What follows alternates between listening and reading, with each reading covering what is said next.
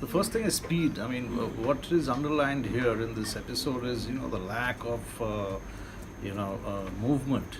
I believe they took 2 weeks or 3 weeks to get back, which is, uh, not a very wise thing to do in this day and age where everyone is connected and everyone has an opinion on everything, instantly.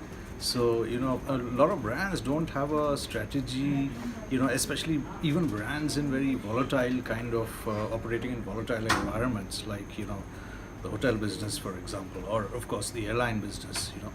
So, there should be an in-house, like a process where you have to respond within 1 hour. It's like, an accident that happens, on a road, and there's a process. The ambulance gets the number and someone rushes to the point. In the meantime, the hospital, ICU or whatever is kept ready. So, one has to look at it as a medical emergency, almost something like that. And so, depending on what the category is, who are the 3 or 4 stakeholders who have to respond immediately. They need to, kind of have mock drills, hone it down to responding in 20 minutes or 15 minutes of an incident, negative incident happen. I have no idea how such a big, large company could take 2 weeks or 3 weeks to respond to something on social media. I believe they did take some positive action on the day itself, but then nobody got to hear about it, and I think that was the bigger learning for us. I don't know, maybe they did the right thing or wrong thing. It's I can't really comment as an outsider, but sending out so many open letters to ministers, etc., that kind of puts you in the defensive.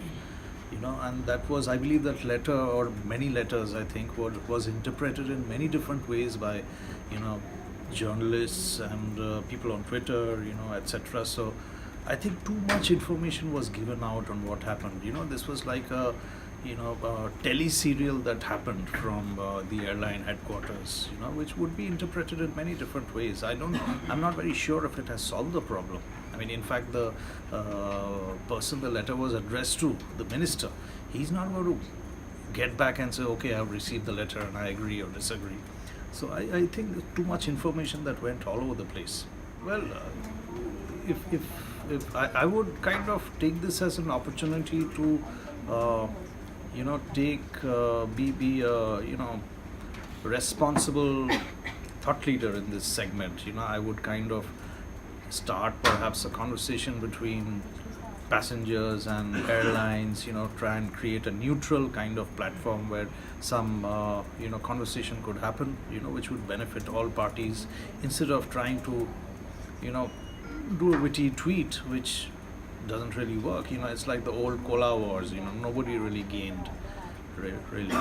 Okay, so any opportunity to do a little thought leadership is a very good thing. And this was such an opportunity. So far, and I think the controversy has been around for 2-3 days. Nobody has actually, created a neutral platform for both parties to come and meet and talk. It will take a long time to recover. I'm just wondering how much brand equity, like we were discussing a little earlier, I don't think they'll take a huge financial hit. I mean, at the end of the day, there are 3 or 4 airlines for a country of, many millions of people, many air travelers. So people will continue to travel on this particular airline as long as the fare is good, service, everything is good. These aberrations happen. But the equity has taken a massive hit. It will take a long time for the airline to recover. The image, and it's not just from a passenger point of view, customer point of view also. There might be people who it might, when they're recruiting, it might harm them at that point also. I'm not sure. So, from a brand perspective, it is immensely damaging.